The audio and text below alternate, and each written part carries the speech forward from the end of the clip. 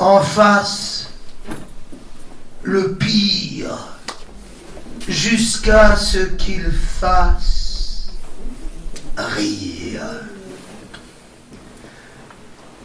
Je me dis quelquefois, Clove, il faut que tu arrives à souffrir mieux que ça, si tu veux qu'on se lasse de te punir un jour. Je me dis quelquefois, Clove, il faut que tu sois là mieux que ça, si tu veux qu'on te laisse partir un jour. Et je me sens trop vieux et trop loin pour pouvoir former de nouvelles habitudes.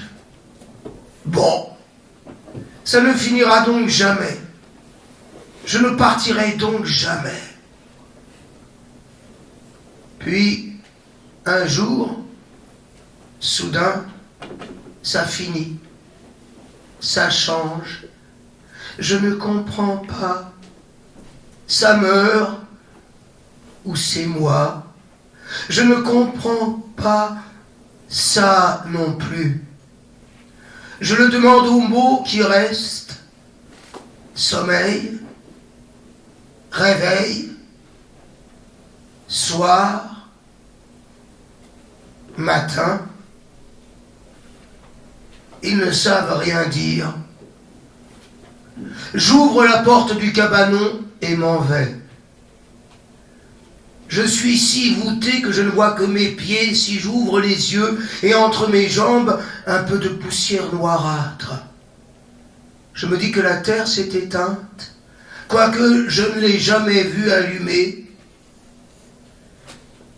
Ça va tout seul. Quand je tomberai, je pleurerai de bonheur. L'image.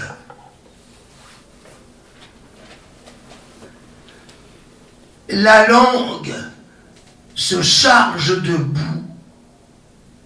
Un seul remède alors, la rentrer et la tourner dans la bouche.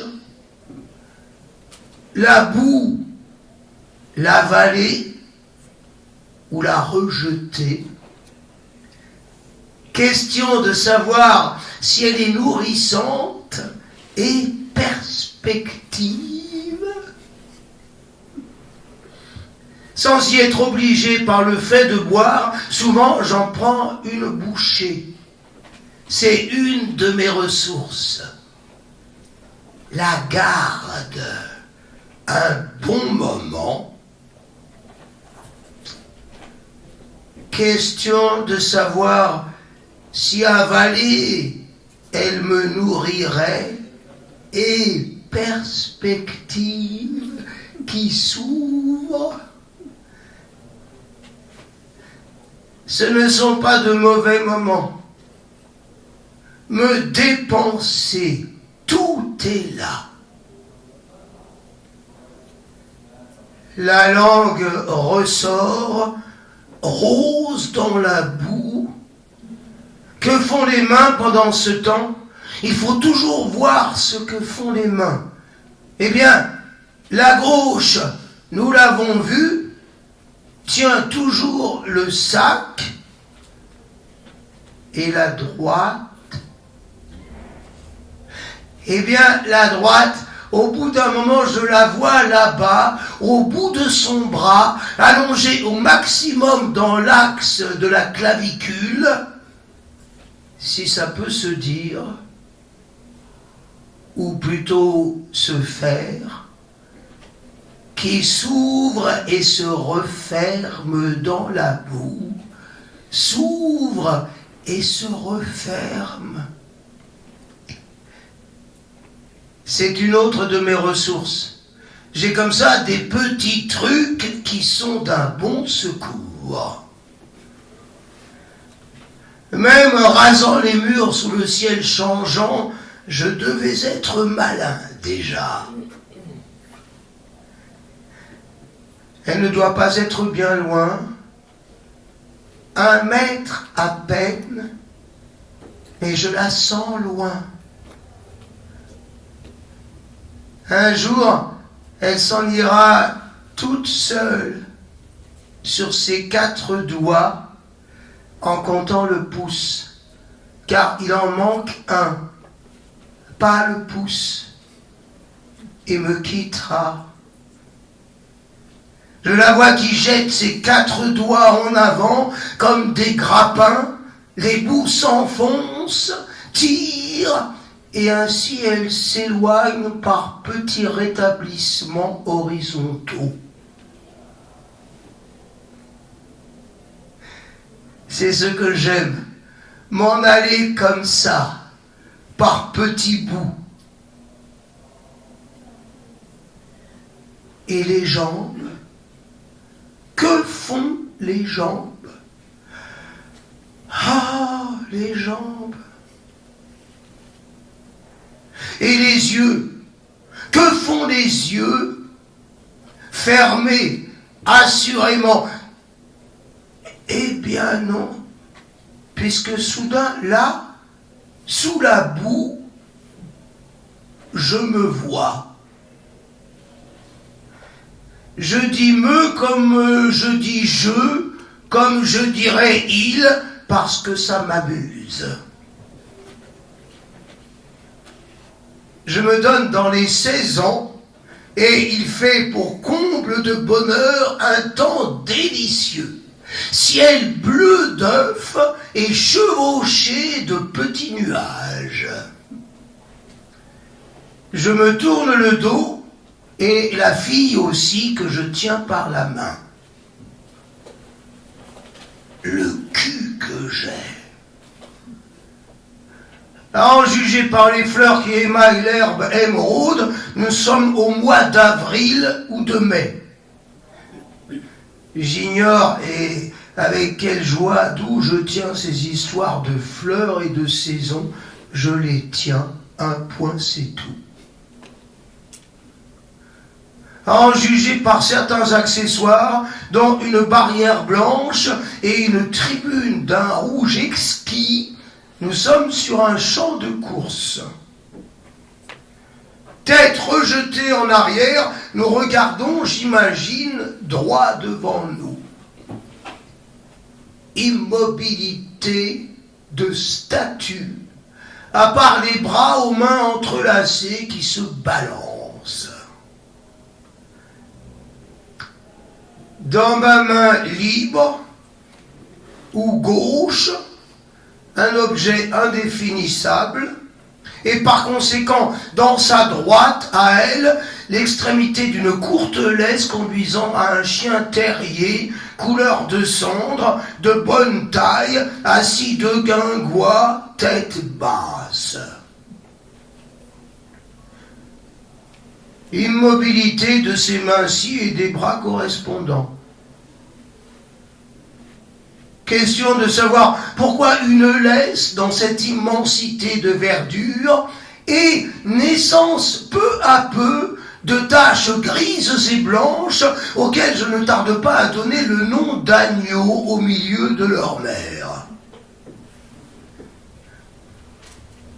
J'ignore d'où je tiens ces histoires d'animaux, je les tiens, un point c'est tout.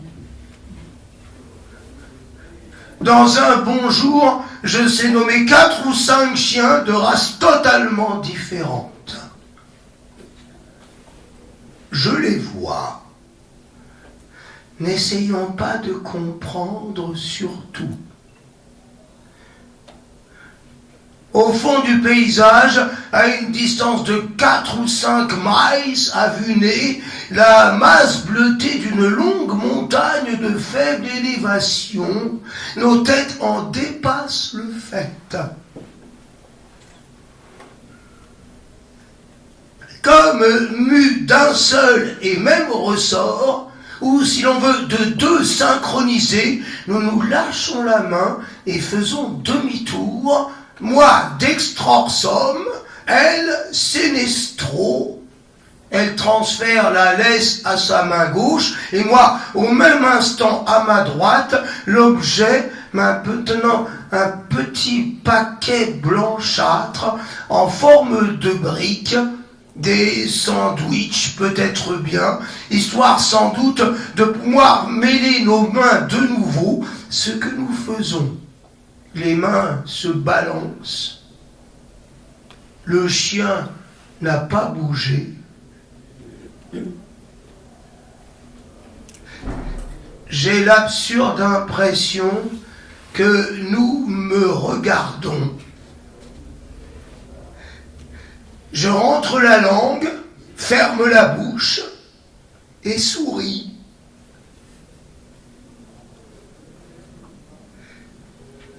Vue de face, la fille est moins vilaine.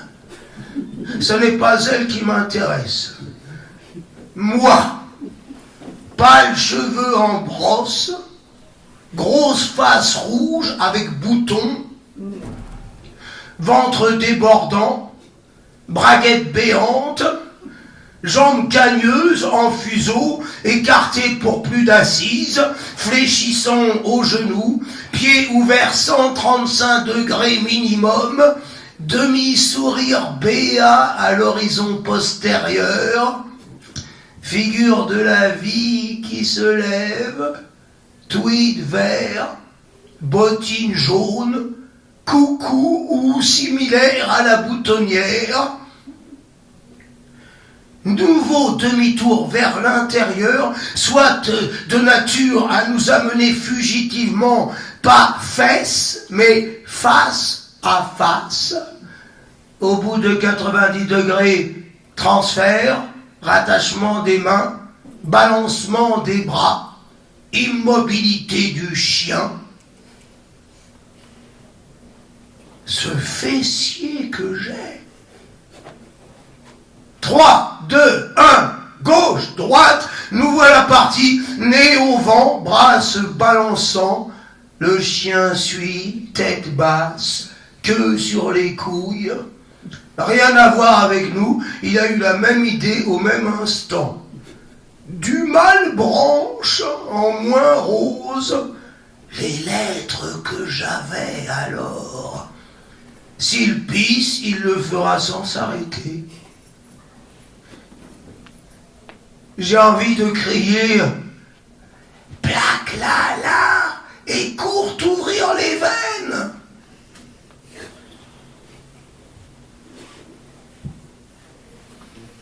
Trois heures de pas cadencé, et nous voilà au sommet.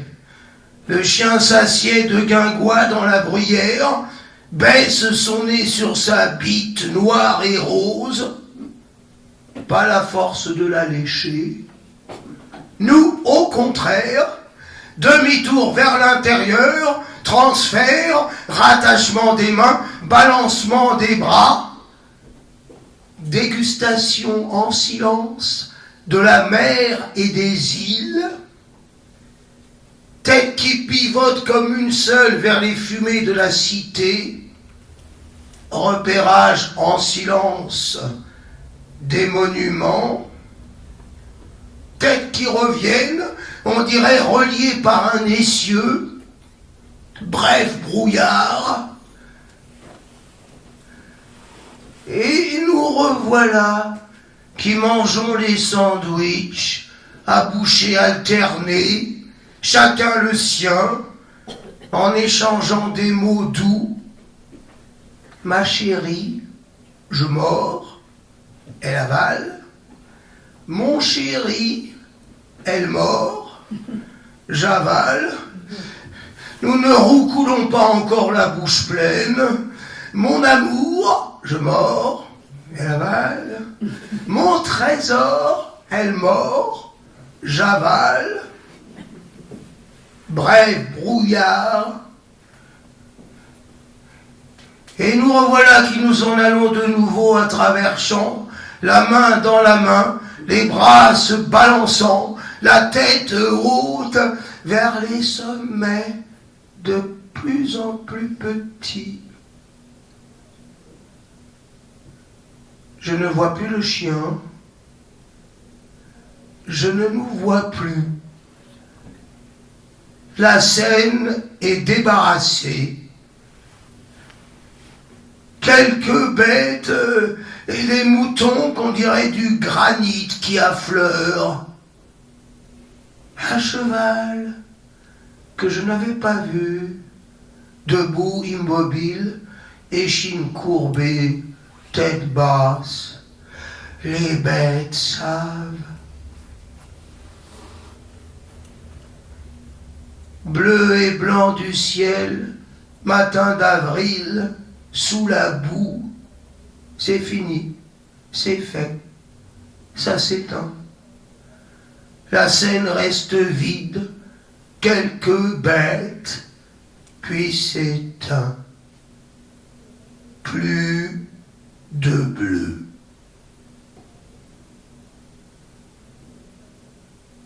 Je reste là, là-bas, à droite dans la boue, la main s'ouvre et se referme.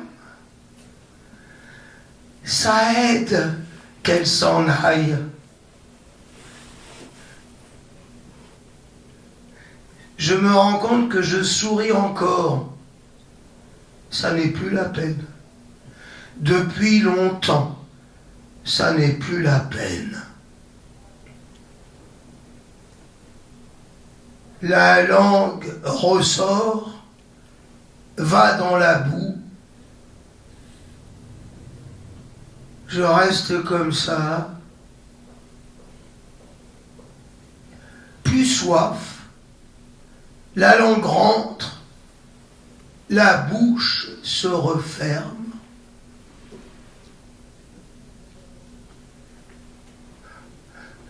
Elle doit faire une ligne droite à présent. C'est fait. J'ai fait l'image.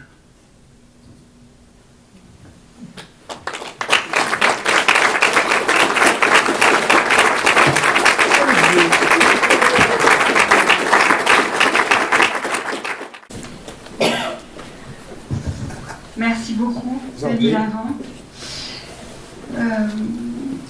Je crois qu'on peut dire qu'à sonder l'écriture de Beckett, comme vous le faites, à éclairer sa langue, à creuser le langage et les impasses du langage, vous rencontrez le travail des auteurs que nous avons invités aujourd'hui, à qui je vais proposer de venir s'installer. Marie Gésic, Dominique Marin, Léoline Braun et Bruno Geneste. Les éditions nouvelles du Champ Laganien sont ravies, je crois, de vous recevoir aujourd'hui pour prendre le temps de parler de chacun de vos ouvrages. Nous vous avons demandé l'exercice de présenter chacun de votre tour votre ouvrage en quelques minutes. Et après ces présentations, on vous retrouvera Denis Lavant pour un second temps de lecture.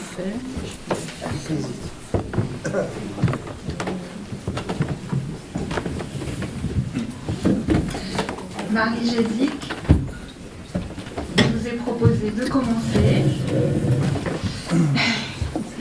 Alors, votre livre est paru l'année dernière, en 2021. Il s'intitule « Le métier d'être homme » et a pour sous-titre « Samuel Beckett, l'invention de soi-même ». Voilà. Si je fais ça, on m'entend, oui. Bonjour et vraiment un grand merci de m'avoir invité. J'en suis tout à fait sensible. Alors, pour présenter en effet ce livre en 10 minutes, c'est facile. Donc, le métier d'être homme, Samuel Beckett, l'invention de soi-même. Peut-être situer déjà la façon dont moi je me positionne. Une question fondamentale pour moi, c'est celle de l'articulation de l'auteur à son écriture.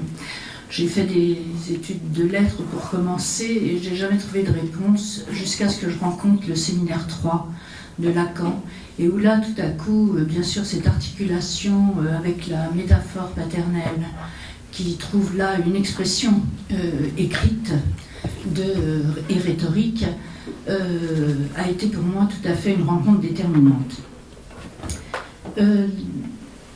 c'est ainsi d'ailleurs que j'ai abordé ce livre, puisque j'ai été sensible à un propos de Samuel Beckett à Charles Juliette, lui disant on n'écrit pas pour publier, on fait ça pour respirer. Et donc je l'ai pris au sérieux et je me suis demandé quelles opérations d'écriture, si j'étais en mesure de les localiser, eh bien, ils pouvaient avoir produites pour avoir effet d'opérations de structure et trouver de l'air. La première question a été clinique. J'ai commencé à partir de compagnie et je me suis demandé, dans le désastre de sa naissance et du début de sa vie, enfin, et la correspondance là-dessus le rend sensible, sur quoi il avait pris appui pour produire un mouvement. Et la correspondance a été intéressante pour moi parce que j'étais surprise de le voir et parler assez volontiers du nombre de symptômes inouïs qui l'accablaient. Il en parle sans problème, sans difficulté, d'une lettre à l'autre, comme cela, et j'étais surprise de la part de Beckett, et je me suis demandé si justement la douleur, en fait, n'était pas le point d'appui qu'il avait trouvé, c'est-à-dire arracher en quelque sorte sa douleur à l'autre, c'était déjà en quelque sorte l'entamer. Et donc, au moins, savoir que l'autre était entamable. La deuxième temps, c'est comment est-il parvenu à franchir ce cap, en quelque sorte. Là, j'articulerai les choses autour de la question de la chute. Beckett a fait, la première chute, ça a été celle de sa naissance dans la vie. La seconde, il a été retrouvé nouveau-né en bas d'un escalier d'une façon assez mystérieuse, on n'en a jamais reparlé. Il y a les chutes, bien sûr, du mélèze qui dit de 20 mètres, et je suis allée à Foxrock pour me rendre compte de ce que c'était qu'un mélèze de 20 mètres, voilà. Et jusqu'à ce temps où Beckett, enfant, est au-dessus de la mer, où il voit son père en contrebas, la face rubiconde comme ça flotter, et où l'instant peut être fatal. Jusqu'à présent, toutes les chutes s'adressaient en quelque sorte à la mer. Là, c'est son père qui lui dit de chuter. Et il y a un moment de bascule, enfin possible. Et à cet instant, le père lui dit « Saute, le monde te regarde ». Et je saisis donc cette métaphore en pensant que cette ouverture au monde qui tout à coup le voyait enfin, puisqu'il semblait avoir, même s'il avait une attache à son père, enfin c'est une enfance quand même assez problématique, ce saute, le monde te regarde, lui a permis peut-être de convertir cette chute en saut. Et donc d'intégrer son corps en quelque sorte, enfin, en tous les cas de ne pas décompenser, ou qu'il se passe quelque chose. J'en vois la confirmation justement dans le déclenchement de l'écriture, puisque c'est dans une même configuration, au-dessus de l'eau, dans la tempête, il réalise que son pire est son meilleur, et c'est là alors qu'il va se mettre à écrire. Ce qui m'intéresse là-dedans, c'est que la chute, ce temps-là va rester justement une sorte d'inscription, de trait d'inscription dans son écriture, dans Pas, qui est justement la chute des pas en anglais, Footfalls. Il dit justement que le mouvement ne suffit pas, il faut la chute. Et je pense qu'il y a cette coupure comme cela dans son écriture qui fait chute et que l'on peut retrouver. On peut en parler. Voilà, donc à partir de là, je passerai à la seconde grande partie, c'est comment s'est-il alors détaché de sa passion des voix, c'est lui qui l'appelle ainsi, la passion des voix, et je pense qu'il va découper les voix à la lettre, ce qui produira son dire, et que c'est cela qui fait invention de soi-même, soi-disant, dit-il. Et en effet, il passe du pire au dire, au rire. Enfin, c'est véritablement toujours une variation d'une lettre.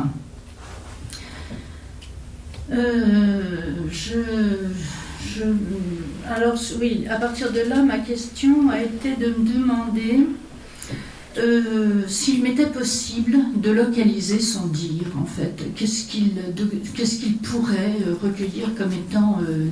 bon, voilà, la formulation de Beckett. Compte tenu de son œuvre, c'était forcément un verbe en acte. Sans pronom, dire je, comme on l'a entendu là, je, non. De quoi peut-on se dire je? Donc un infinitif, dire je, comme il le dit d'ailleurs, dérisoire. Plutôt, la première chose me semble un gérondif avec le théâtre en attendant Godot.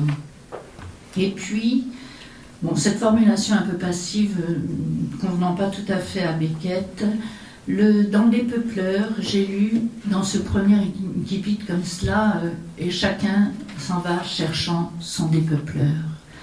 Le participe présent. Ça, c'est un temps, en plus de cela, bellement nommé pour Beckett, qui sait en effet faire création de son présent. Et donc, oui, le participe présent, mais soubresaut répond et permet de répondre encore mieux, puisque il termine, c'est une dernière œuvre, n'importe comment, n'importe où, temps et peine et soi, soi-disant, oh, tout finir. Alors ce soi-disant, eh bien, me semble, je la proposerai comme étant sa trouvaille, qui fait trou, où la voix trouve justement son écho et que découpe son dire par la chute des lettres. Ce qui est intéressant, c'est que justement, je crois véritablement que le statut de l'œuvre pour Beckett est secondaire par rapport à cette respiration de vie qu'il a su toujours s'ouvrir. C'est ce que j'appelle l'écrit-dire. Et le dernier point sur lequel je vais conclure, c'est que je me suis demandé pourquoi lit-on Beckett? Parce que dans le fond, c'est quand même assez rebelle, assez éprouvant parfois. Et même si l'humour ne manque pas. Et je crois qu'en effet, c'est la question du réel, la question de la chute, justement de la chute en saut, c'est le passage d'un réel subjectif qui l'écrasait à un réel objectif, quoi, dont il s'est servi et qui lui a fait trouer de vie, quoi. Et cela m'a fait réaliser qu'il n'est de transfert que du réel, sans doute, mais surtout, j'ai réalisé in situ qu'il n'est de réel que du transfert. Et lorsque j'ai lu et reçu la préface de Christian Firins avec ce titre « Au lecteur soi-disant », je me suis dit que j'avais été bien lu. Voilà.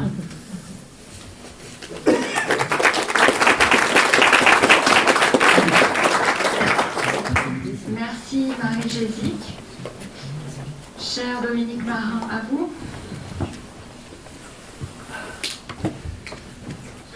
10 minutes, c'est ça. 10 minutes. Il faut savoir que Marie Gésic n'a pas apporté son livre. Ça fonctionne? Non. Il faut savoir que Marie Gésic va aller le chercher juste entre les deux. Elle nous a pas amené son livre, mais je l'ai lu. Donc, pour parler de mon livre, comment vous le présentez aujourd'hui? Il est sorti en mars 21, pendant le Covid. Donc, du coup, après avoir tenté de le résumer en 10 minutes plusieurs fois, je me suis dit que j'allais partir du courrier des lecteurs, puisque j'ai reçu quelques témoignages qui m'ont beaucoup surpris, à savoir des collègues, des amis qui m'ont dit avoir été touchés par ce livre. Et ça m'a drôlement étonné, parce que c'est un ouvrage de psychanalyse. J'ai écrit quelques dizaines d'articles de psychanalyse, et de ce livre-là, on me dit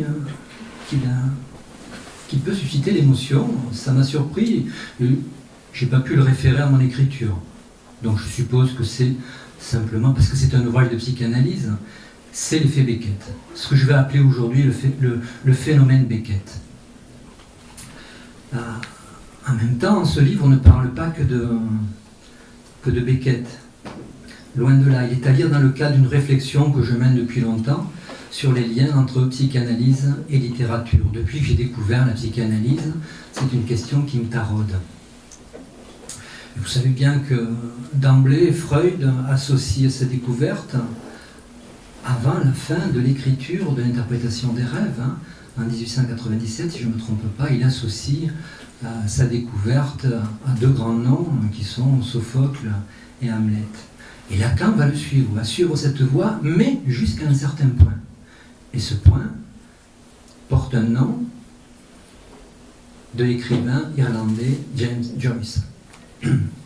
Grâce à sa lecture de Joyce, 50 ans après que Beckett se soit intéressé à Joyce, Lacan fait une découverte très importante quant à la structure, un élément essentiel de la structure, à savoir l'artifice. Pour Freud, l'artifice qui donne son assise à la subjectivité, explique Lacan, c'est le complexe d'Édipe. Pour Freud, donc, la réalité psychique trouve son cadre dans le complexe d'Édipe. Il revient régulièrement, c'est avec une sorte de régularité qui peut nous paraître aujourd'hui un peu assommante. Et grâce à sa lecture de Joyce, Lacan amène quelque chose de nouveau. Il considère que c'est le saint homme qui donne son assise à la subjectivité désormais. L'artifice de Joyce, ce que Lacan nomme son art-dire, c'est ce qui lui permet de tenir debout. Avec Freud, la littérature servait à prouver et à explorer les formations de l'inconscient. Avec Lacan, elle permet de mesurer comment un sujet et par quel artifice, un auteur, s'il s'agit d'un écrivain, comment un sujet parvient à tenir dans l'existence. Bruno Geneste le montre dans son livre en avançant plusieurs hypothèses. Notamment, je pars de la première, en considérant que par son écriture, Beckett aurait réussi à déjouer et à tenir à l'écart une certaine pente mélancolique. Mais ça ne reste pas là, puisque la suite de l'ouvrage est à... Vous allez le découvrir, puisque il est en vente qu'à partir d'aujourd'hui, c'est ça, je crois. Ouais. Donc c'est magnifique. Vous allez le découvrir. J'en reste là. À certains égards, le livre de Marie Jessic, s'il rejette toute hypothèse mélancolique, évoque aussi, elle nous l'a expliqué à l'instant, cette notion d'un artifice, si j'ai bien compris, lié à la métaphore, qui lui a permis cette invention de soi dont parle si bien votre livre, que j'ai vraiment beaucoup apprécié. Le livre de d'Avery Brown est un abord tout autre, puisqu'il relève de la critique littéraire qu'on peut qualifier aujourd'hui, et grâce à lui, critique littéraire lacanienne. Je n'en parlerai pas, sinon juste pour dire que dans mon livre, je signale que je me suis servi de la méthode qu'il emploie dans l'ouvrage dont il va parler tout à l'heure pour écrire un petit chapitre qui s'intitule « La voix déchée ». Donc je m'en suis servi. Mais ma démarche s'est déroulée dans un autre registre. Je n'ai pas cherché à mesurer quelle pouvait être la fonction de l'écrit pour l'auteur, pour son auteur, en quoi elle pouvait l'aider à tenir dans l'existence. J'ai pris le parti de considérer son œuvre pour une œuvre littéraire, une œuvre à part entière, puisqu'elle n'est pas simplement littéraire, ouvrant sur une voie de recherche. Donc je ne me suis pas tant intéressé à ce qui pouvait pousser Beckett, mais plutôt à ce qu'il semblait viser devant lui. Pas ce qu'il poussait derrière, mais ce qu'il semble viser. Et je me suis donc arrêté sur certaines œuvres. Par exemple, Proust, écrit alors qu'il a 24 ans à la fin de ses études, qui pose les jalons déjà des éléments d'un art poétique que la suite ne va pas cesser de développer. Je me suis également arrêté à La Dernière Bande, une pièce de théâtre écrite bien après que Lacan ait en partie seulement, épuisé la forme du roman. Il y en a déjà écrit 5 au moins. Cette pièce, j'ai eu le bonheur de l'avoir vue interprétée par M. Denis Lavant il y a 3 ans, cet été à Avignon. Fin de partie. Fin de partie, c'est une pièce sur laquelle je me suis également arrêté. Il paraît que c'est la pièce que préférait Beckett, et je crois que c'est aussi la pièce que Denis Lavant préfère dans le théâtre de Beckett. Parce qu'elle me semble emblématique de ce qu'il en est des rapports de sujet à sujet. Je ne développe pas, il suffit de se pencher sur mon petit essai. Je me suis enfin arrêté un peu longuement sur Souffle, une sorte de mini-spectacle de 34 secondes. Je m'y suis arrêté grâce aux commentaires, très heureux commentaires d'un écrivain contemporain, Marc Blanchet. Parce que cette pièce est pour moi, et grâce aux commentaires éclairants de Marc Blanchet, emblématique de la démarche, de la recherche qui se développe au travers de l'œuvre de Samuel Beckett. Une recherche sur le langage. Et c'est là que résonne l'effet Beckett ou le phénomène Beckett avec Lacan. Avec Lacan qui, justement, un jour qu'il est amené à expliquer devant des personnes qui ne connaissent pas bien son enseignement, en quoi consiste son enseignement, il leur explique que son enseignement, c'est le langage. Et il ajoute, et rien d'autre de plus. Et rien de plus, ou absolument rien de plus. C'est assez étonnant. Il faut savoir que Lacan n'a quasiment jamais parlé de Beckett. 4 fois peut-être. On peut gommer toutes les références de Lacan à Beckett, il ne se passera rien. Vous faites pareil avec Joyce, vous éliminez, vous gommez de l'enseignement les références de Lacan à Joyce, mais vous l'endommagez l'enseignement, il est quasiment plus utilisable, je crois. En tout cas, pas pour moi. Donc, si Lacan a très peu parlé de Beckett, je dirais que la recherche de Beckett, ce qu'il vise au travers de multiples procédés, comme le roman, le récit, le théâtre, les pièces radiophoniques, les films et d'autres dispositifs scéniques, on parlerait de performance aujourd'hui. Ce qu'il tente de cerner, de capter, c'est ce qui résiste à ces divers dispositifs langagiers. Ce qui résiste, ce qui reste, concerne le souffle du discours intérieur. En fait, c'est ça mon hypothèse. Je dirais là, aujourd'hui, qu'elle est entièrement là.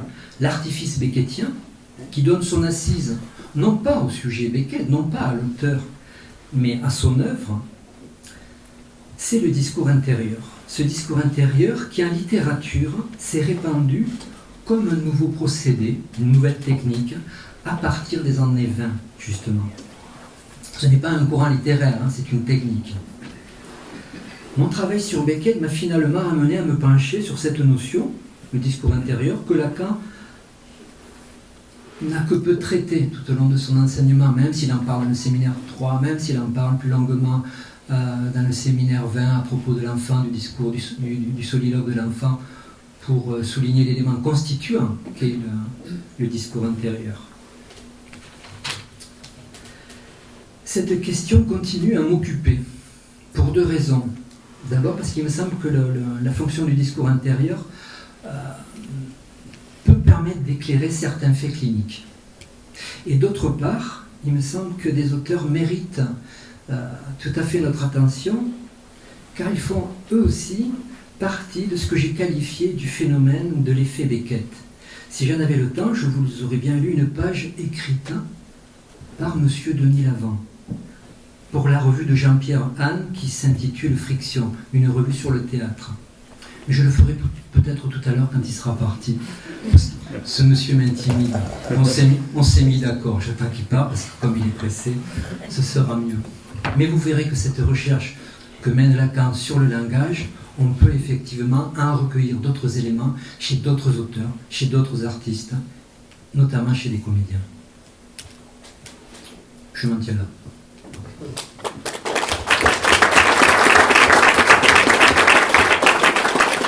Merci Dominique. Nous allons passer la parole à Louise Braun. Aujourd'hui, vous allez nous parler d'un de vos écrits intitulé « Les fictions brèves, voir et dire ». Je vous remercie de m'avoir invité à cette rencontre. Alors, il s'agit d'un livre d'une réimpression, donc d'un livre qui date de 2008 et que j'ai donc retrouvé à cette occasion. Bon, je me sens à l'aise avec ce livre. La question voir et dire, d'une part, à partir de cette base, j'ai pu par la suite faire un livre sur le regard, un autre sur la voix chez Beckett, donc j'ai pu vérifier, poursuivre les pistes ouvertes par cette première élaboration. Alors, ce que je cherchais à faire, Dominique l'a très bien vu, je travaille du point de vue littéraire. Donc je pars de la rencontre avec un texte, avec des mots, avec une construction qui fait énigme, qui me pose question à chaque phrase et donc je cherche à savoir, à en tirer quelque chose qui une approche personnelle.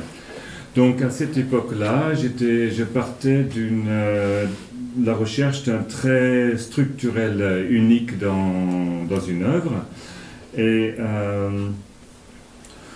pour essayer de voir ce qui fait le nœud central en quelque sorte.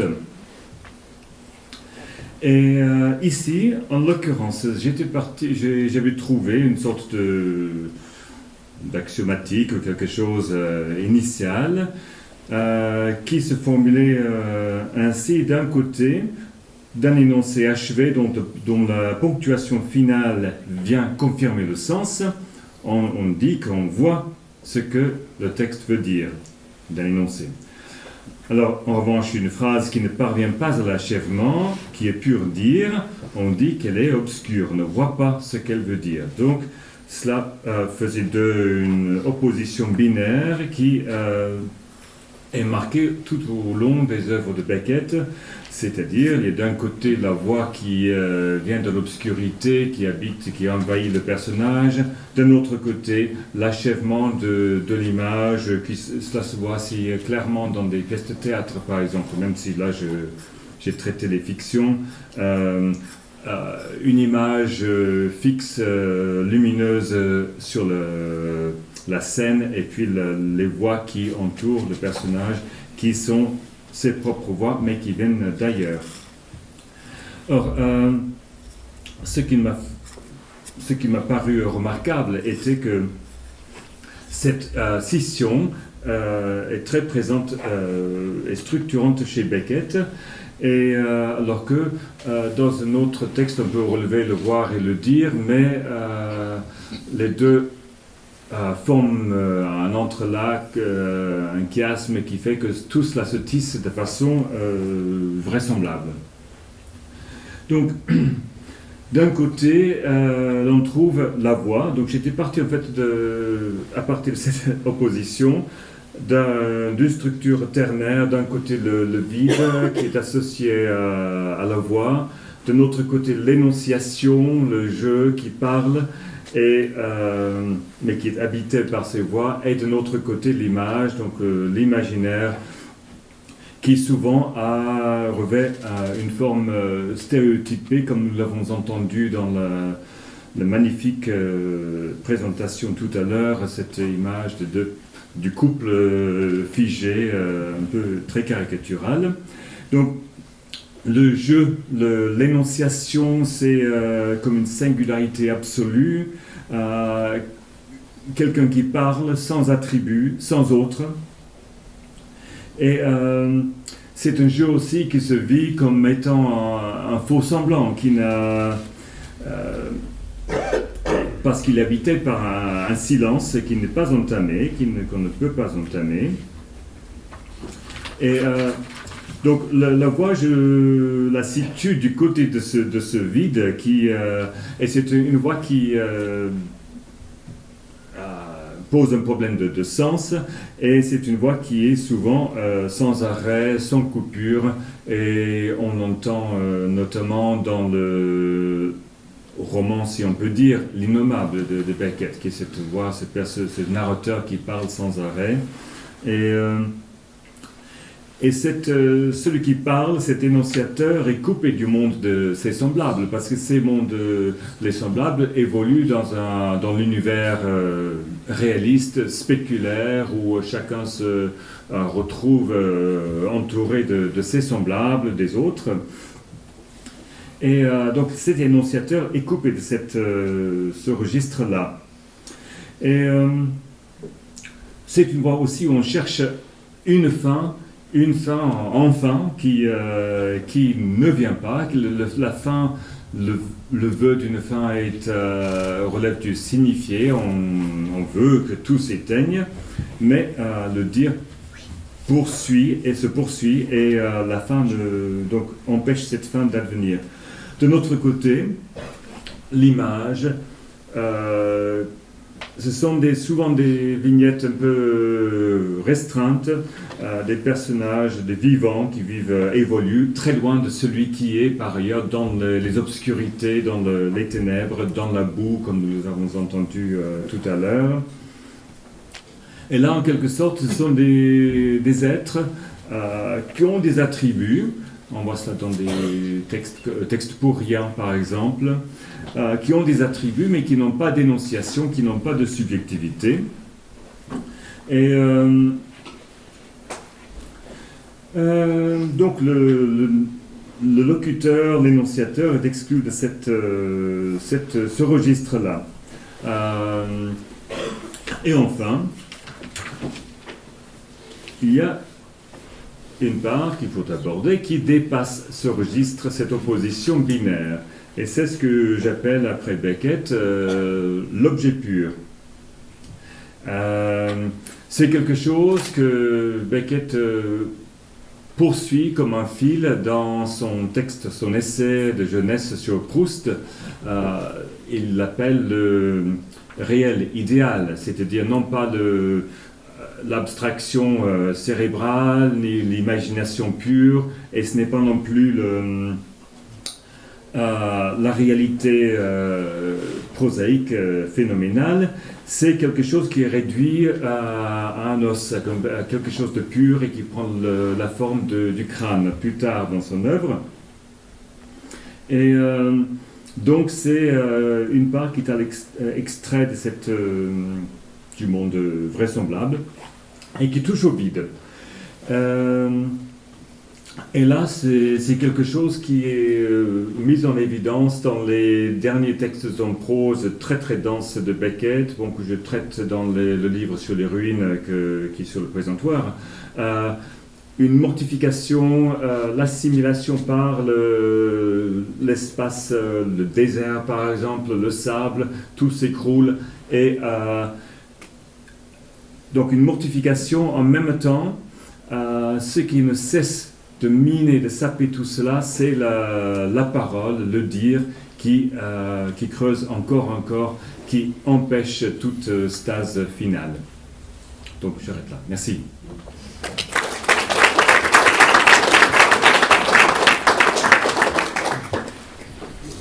Bruno Jeunesse, à vous. Alors, votre livre, en effet, vient d'être publié. Il s'intitule Samuel Beckett, l'art du no-dire. Et donc, c'est une première présentation à vous. Bonjour. Oui, c'est vraiment la toute première présentation. C'est nouveau comme exercice. Bon, donc les travaux qui composent ce livre ont vu le jour au cours des 10 dernières années, souvent rédigés au gré de circonstances toujours singulières, auxquelles Léoline souvent n'est pas étranger, puisqu'il m'a proposé souvent d'écrire, et donc j'ai pu reprendre mon travail régulièrement. Donc, s'ils ont été rédigés au gré de circonstances singulières, ils unifient une thèse sur la fonction du dire chez Beckett.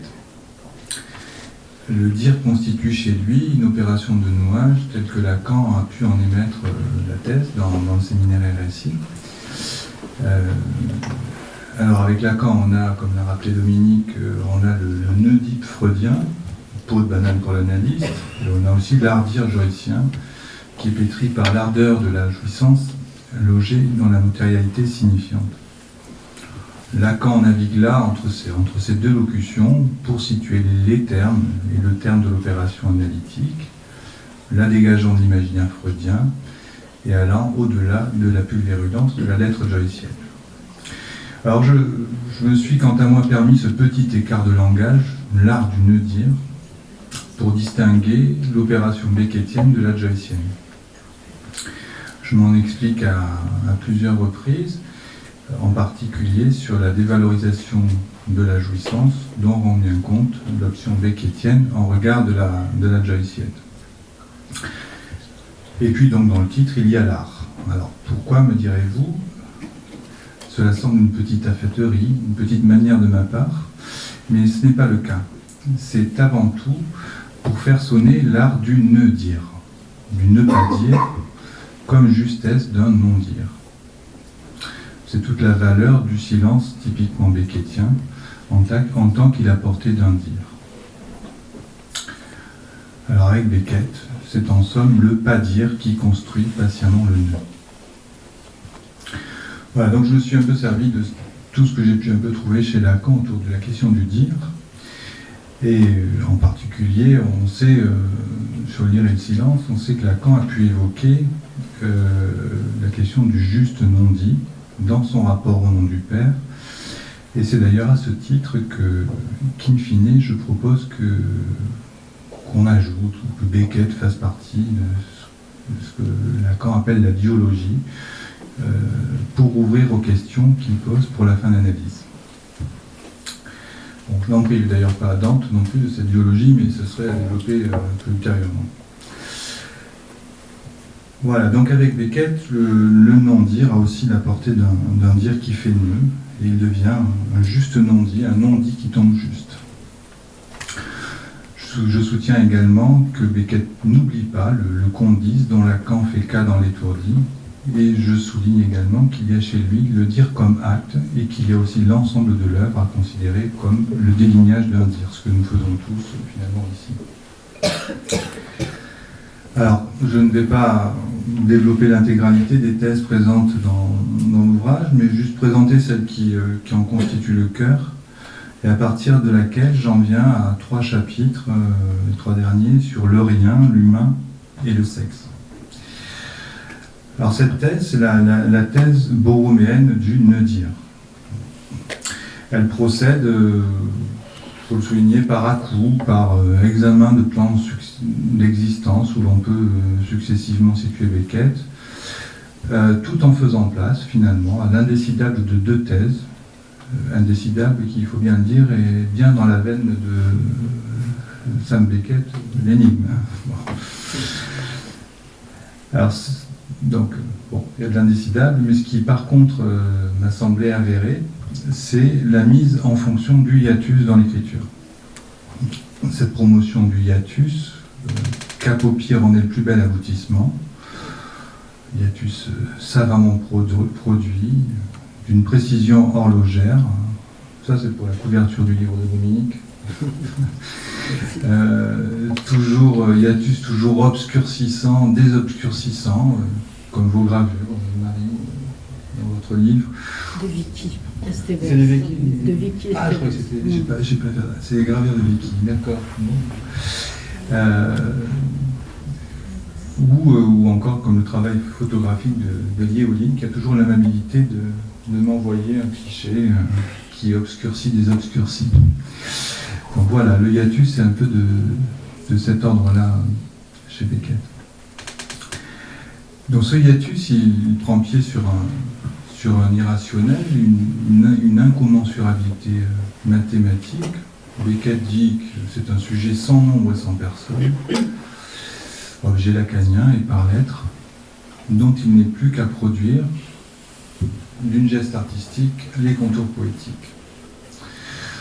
Lacan, vous en souvenez, avait écrit en 1929 ce poème de jeunesse qui s'appelle Hiatus Irrationalis, très proche de la préoccupation beckettienne pour l'inconscient.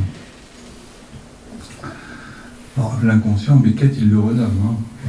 Il le renomme dans ses myrmitonnades, il le renomme finalement flux cause, qui est une belle définition de l'inconscient. et qui fait aussi la part à la libido, qu'on sait aussi affublé par Beckett d'un anagramme miroir, puisqu'il l'appelle Obikil. Alors, je reviens à mes thèses, après avoir parlé un peu du hiatus. Je développe tout d'abord l'hypothèse de la mélancolie clinique chez Beckett, laquelle consiste dans un nœud borroméen régressif à deux, où imaginaire et réel sont indistincts et couplés au rendu symbolique.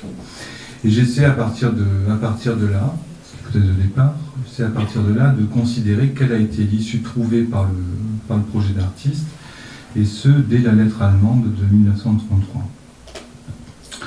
J'en viens à faire l'hypothèse que Beckett a pu produire un nœud à 4, à partir de ce nœud à 2 mélancolique, et je conjecture qu'il a produit donc un nœud symptomatique prenant pied sur le hiatus. Et effectivement, si on faisait disparaître Joyce de Lacan, je ne voudrais pas lui dire ça. Je n'ai pas entendu la fin. C'est-à-dire qu'effectivement, comme soulignait Dominique, si on enlevait les références, la référence joycienne chez Lacan, j'aurais pas pu dire ça. Alors donc ce nœud, je suppose qu'il prend pied sur l'hiatus, et c'est pour ça d'ailleurs que je le nomme nœud symptôme hiatique. C'est donc une fonction d'existence nouée à l'écriture du hiatus, à l'écriture de la césure. Voilà, je fais une brève remarque avant de continuer mon propos, parce que le hiatus m'y invite. Je dirais que Beckett, c'est quand même l'homme du battement signifiant qu'il donne plus qu'aucun autre à entendre, et auquel la pratique du hiatus est enchâssée. Mais de là, on ne peut qu'en conclure une chose, c'est la conséquence à laquelle il nous mène de son pas décidé. Beckett, l'homme du battement, donne sur Beckett le battement de l'homme. Voilà ce que tient le hiatus et le nœud qu'il en produit. Alors voilà, j'avais écrit tout ça, et puis en vue du dernier labo qui avait eu lieu à Bavenot en 2019, je me suis à nouveau penché sur cette hypothèse que j'avais formulée, et puis je me suis rendu compte que j'avais fait une erreur. Voilà. Enfin, que j'avais utilisé un nœud de Lacan de 1977 en le faisant équivaloir à celui de la mélancolie. Alors c'était une belle erreur de lecture. Finalement, comme si je n'avais pas pu se compter jusqu'à 7, c'est-à-dire le nombre de passages dessus-dessous des nœuds. Bref, une erreur de lecture, mais qui m'a propulsé vers une autre thèse. C'est donc l'indécidable de ces deux thèses, dont j'ai parlé tout à l'heure.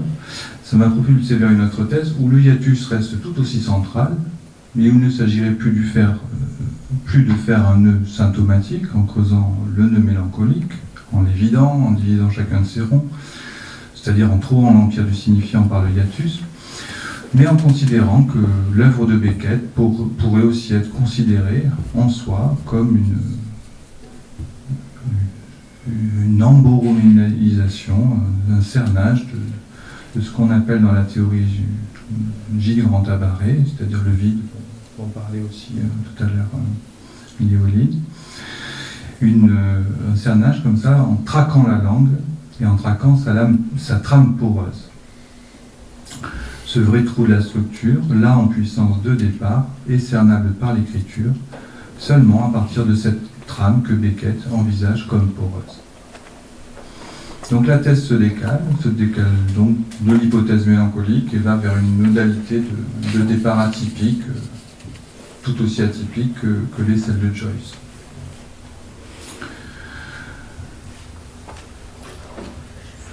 Alors, je vais un petit peu plus loin ensuite, j'essaie d'interroger des choses autour de ce que Lacan a produit sur la fin de son enseignement, à partir de Beckett, là, et en particulier sur la thèse, l'hypothèse du nœud borroméen généralisé, qui me semble une particulière fécondité concernant la fonction du dire.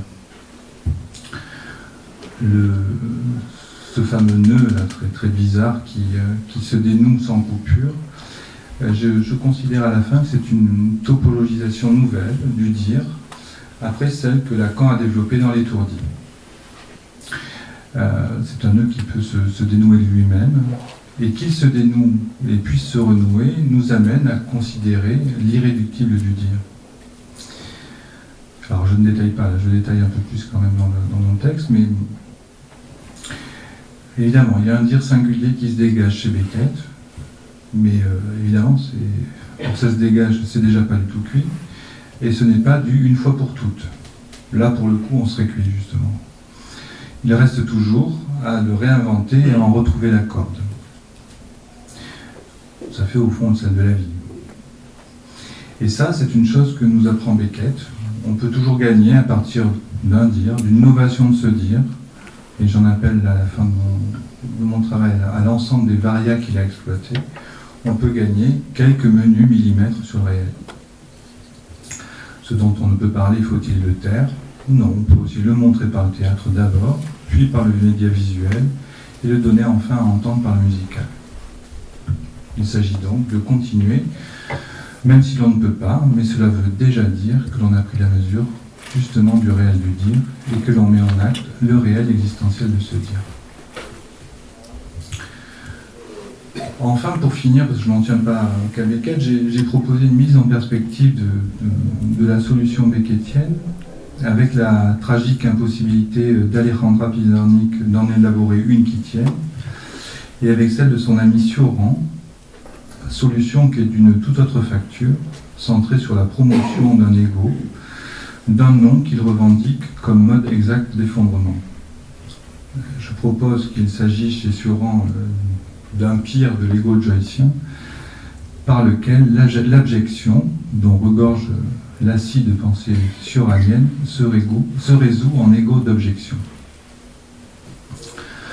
Voilà, donc je vous ai présenté la thèse qui constitue le tiers central du livre. C'est la thèse Saint-Homme, une sorte de lest, de point d'orgue des deux autres tiers. Le premier que j'ai nommé Non, et, avec un M, et le troisième que j'ai nommé L'homme. Ce troisième pan vient dans le fil de ma proposition borroméenne alternative. Il en est, pour ainsi dire, propulsé, et il concerne la question de l'humain et de l'atomisme signifiant, du dire noué au pire et au rire, et à l'écrire, et enfin la question du sexe chez Beckett, à partir de cette magnifique prose qui est le dépeupleur. Voilà. Je vais m'arrêter là.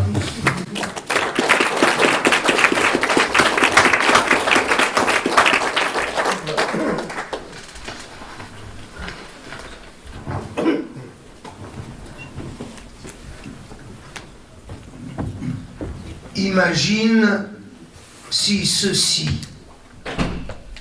un jour, ceci, un beau jour. Imagine si un jour, un beau jour, ceci cessait. Imagine.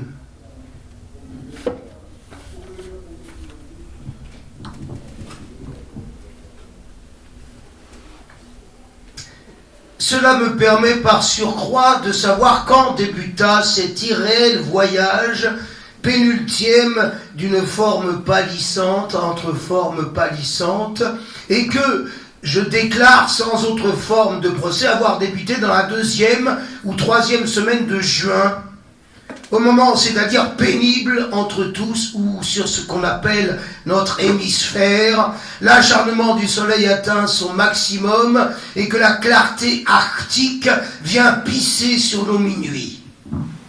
C'est alors que les râles se font entendre. Ma mère me voyait volontiers, c'est-à-dire qu'elle me recevait volontiers, car il y avait belle lurette qu'elle ne voyait plus rien. Je m'efforcerai d'en parler avec calme.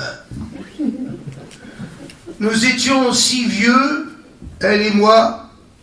Elle m'avait eu si jeune que cela faisait comme un couple de vieux compères, sans sexe, sans parenté, avec les mêmes souvenirs, les mêmes rancunes, la même expectative. Elle ne m'appelait jamais fils. D'ailleurs, je ne l'aurais pas supporté, mais Dan. Je ne sais pourquoi, je ne m'appelle pas Dan. Dan était peut-être le nom de mon père. Oui, elle me prenait peut-être pour mon père. Moi, je la prenais pour ma mère et elle me prenait pour mon père. Dan, tu te rappelles le jour où j'ai sauvé l'hirondelle? Dan, tu te rappelles le jour où tu as enterré la bague? Voilà de quelle façon elle me parlait. Je me rappelais, je veux dire que je savais à peu près de quoi elle parlait, et si je n'avais pas toujours participé personnellement aux incidents qu'elle évoquait, c'était tout comme. Moi, je l'appelais Mag, quand je devais lui donner un nom.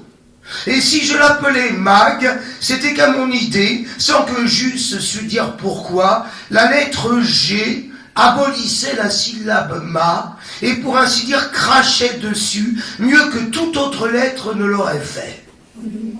Et en même temps, je satisfaisais un besoin profond et sans doute inavoué, celui d'avoir une ma, c'est-à-dire une maman, et de l'annoncer à haute voix. Car avant de dire Mag, on dit ma, c'est forcé. Et da, dans ma région, veut dire papa. D'ailleurs, pour moi, la question ne se posait pas à l'époque où je suis en train de me faufiler. Je veux dire la question de l'appeler Mag, ou la comtesse Caca, car il y avait une éternité qu'elle était sourde comme un pot. Je crois qu'elle faisait sous elle et sa grande et sa petite commission. Mais une sorte de pudeur nous faisait éviter ce sujet au cours de nos entretiens, et je ne pus jamais en acquérir la certitude. Du reste, cela devait être bien peu de choses, quelques crottes de bique parcimonieusement arrosées tous les 2 ou 3 jours. La chambre sentait l'ammoniac. Oh, pas que l'ammoniac, mais l'ammoniac. L'ammoniac. Elle savait que c'était moi à mon odeur. Son vieux visage parcheminé et poilu s'allumait. Elle était contente de me sentir. Elle articulait mal dans un fracas de râtelier et la plupart du temps ne se rendait pas compte de ce qu'elle disait. Tout autre que moi se serait perdu dans ce babil cliquetant qui ne devait s'arrêter que pendant ces courts instants d'inconscience. D'ailleurs, je ne venais pas pour l'écouter. Je me mettais en communication avec elle en lui tapotant le crâne. Un coup signifiait oui, 2, non, 3, je ne sais pas, 4, argent, 5, adieu. J'avais eu du mal à dresser à ce code son entendement ruiné et délirant, mais j'y étais arrivé. Qu'elle confondit oui, non, je ne sais pas et adieu, cela m'était indifférent, je les confondais moi-même.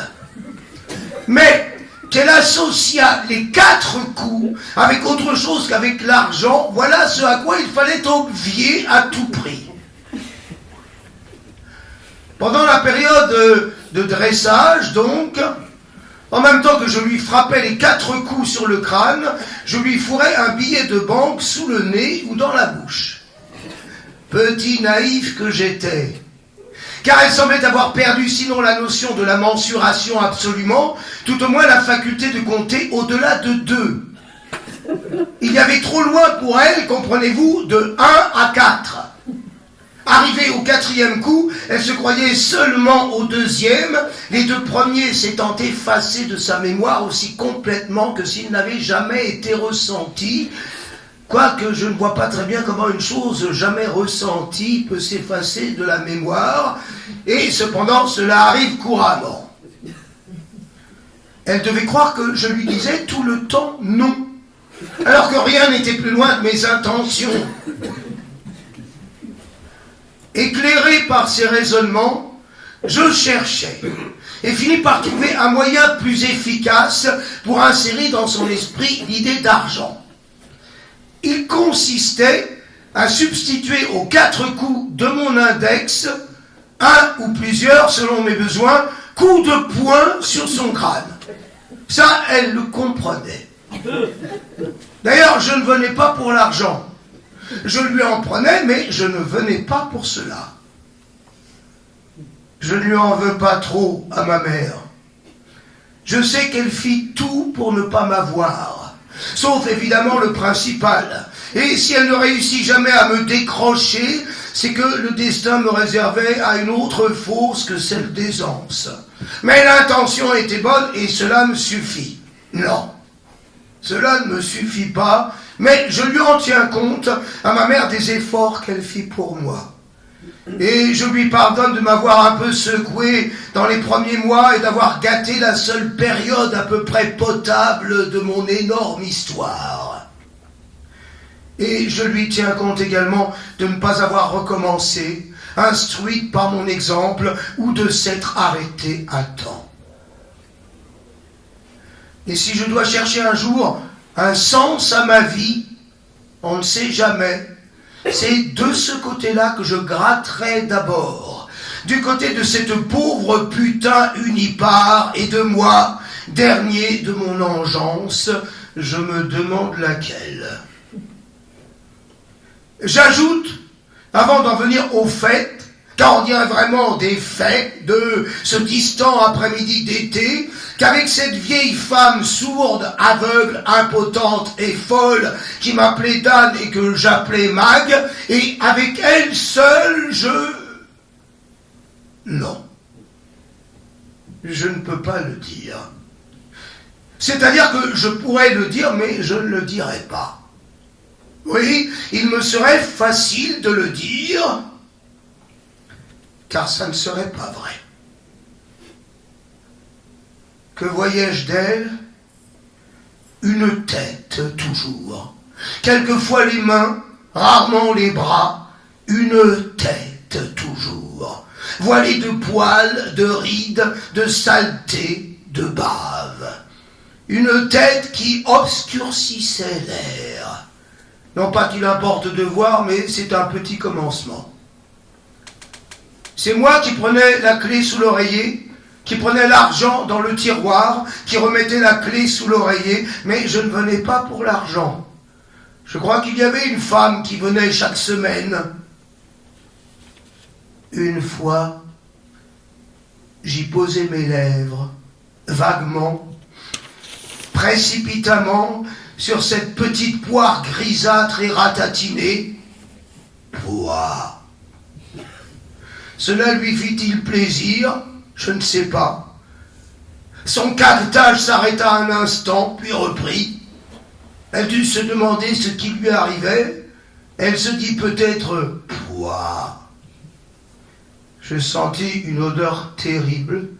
Cela devait venir des intestins. Parfum d'antiquité. Oh, je ne la critique pas, moi non plus, je ne fleure pas l'Arabie.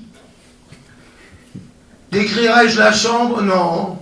J'en aurai l'occasion peut-être plus tard quand j'y chercherai asile, à bout d'expédient, toute honte bue, la queue dans le rectum, qui sait. Bon, maintenant qu'on sait où l'on va, allons-y. Il est si bon de savoir où l'on va dans les premiers temps. Ça vous enlève presque l'envie d'y aller.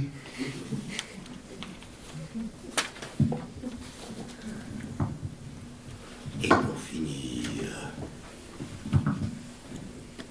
comment dire?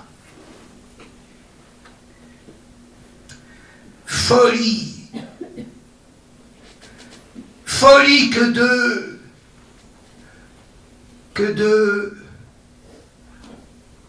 comment dire, folie que de ce depuis, folie depuis ce donner, folie donner ce que de vu, folie vu ce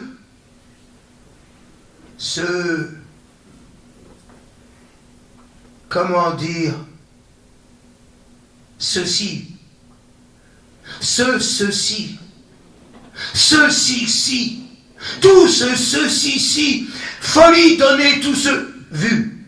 Folie vue, tout ceci que de, comment dire,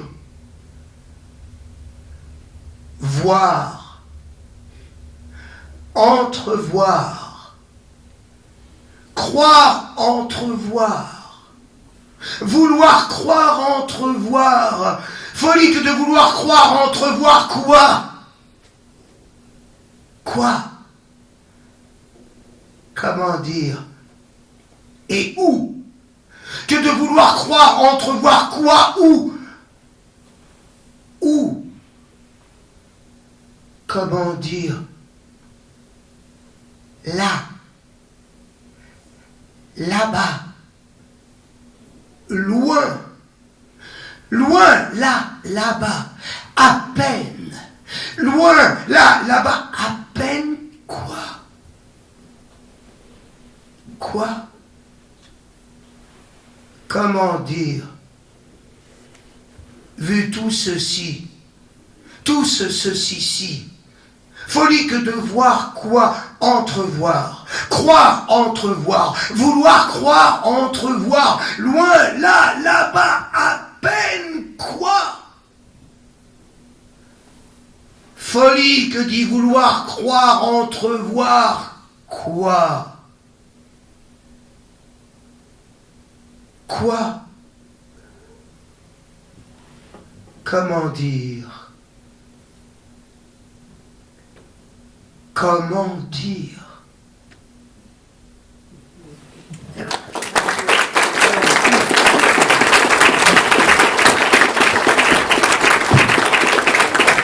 vous remercie. Et comme dirait Claude en fin de partie, que j'ai répété pour Avignon, je vous quitte, j'ai affaire. Et si je ne tue pas ce rat, il finira par mourir aussi. On peut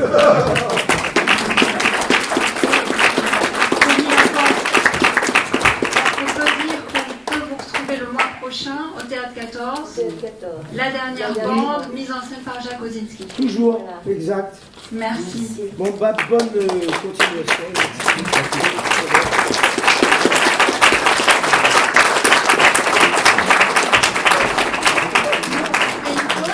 D'accord. Dominique, dis-moi. Vous voulez dire un mot?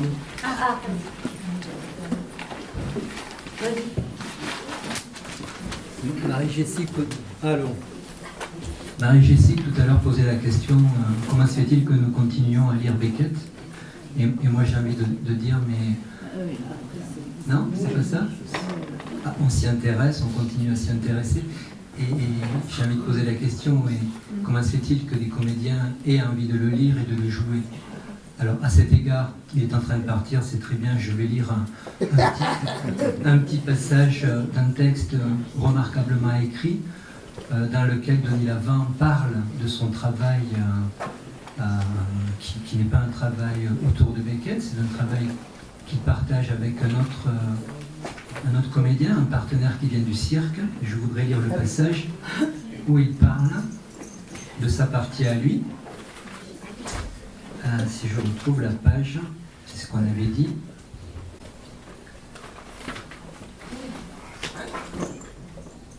D'une part, cette quête d'une issue pour le langage humain telle que je m'y suis astreint.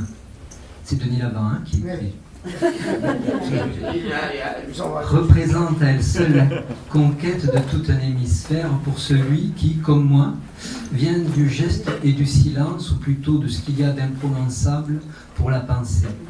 Et le langage, quel que soit le sens dans lequel on l'envisage, et quel que soit l'amour qu'on lui consacre, demeure un mystère et un questionnement infini dont la réponse se répercute en devinettes ou en oracles insondables.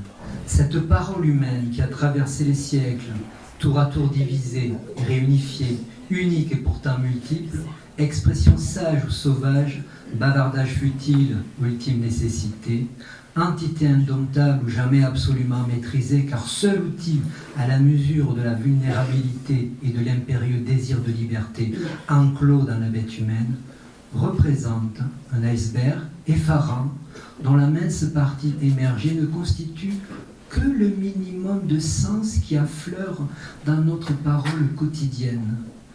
Quand la poésie, elle, s'efforce dans tous les sens de témoigner pour ses tréfonds.